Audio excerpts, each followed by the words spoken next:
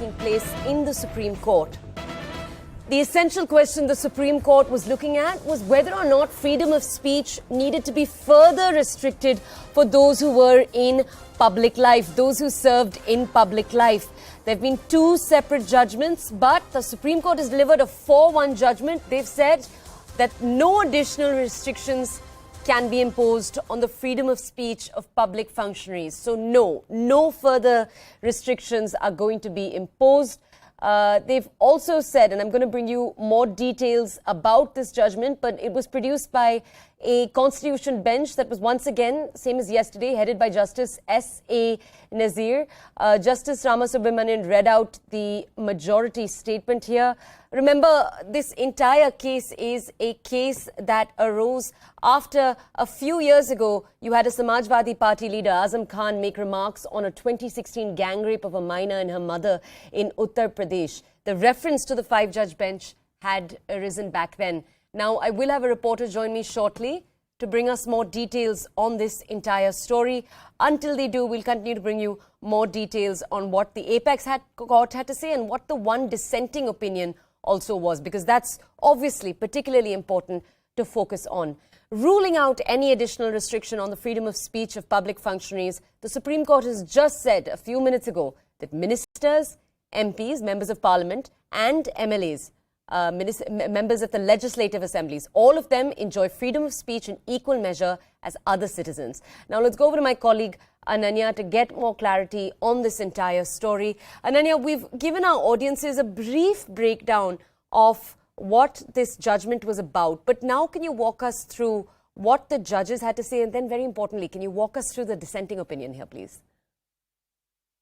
Definitely, Toya. This is a judgment that has come in a 4:1 ratio.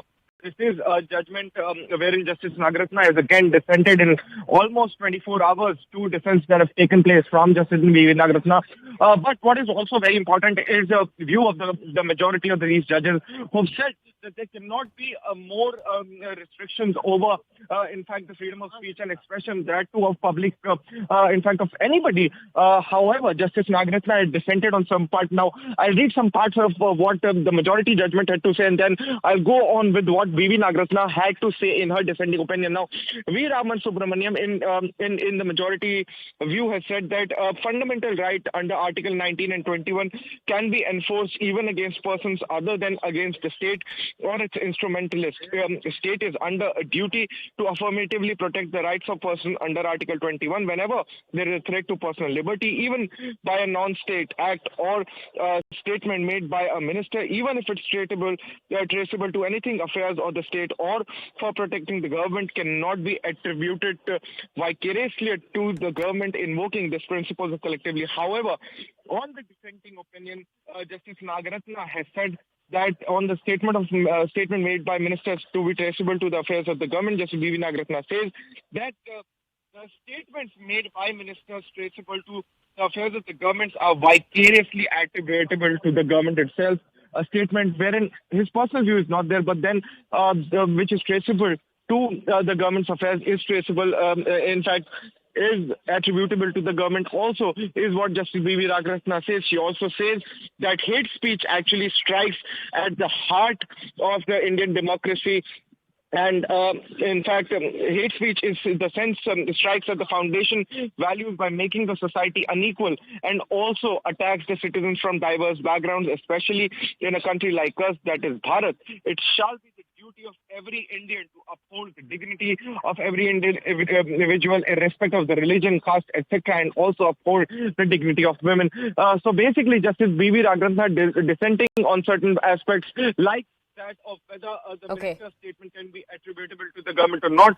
However, she also makes a very important statement. And see, at this point of time, when we are already seeing matters before the topmost court of the country regarding to controlling of hate speech, we have seen how Dharam Sansad and various other events had also happened, which had come under the criticism.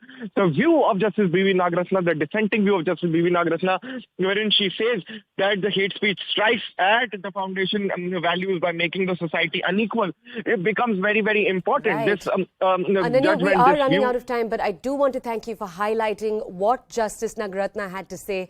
As my colleague Ananya was pointing out, she has dissented very importantly twice in the last 24 hours to two very important landmark cases. Let's move on very quickly. We are moving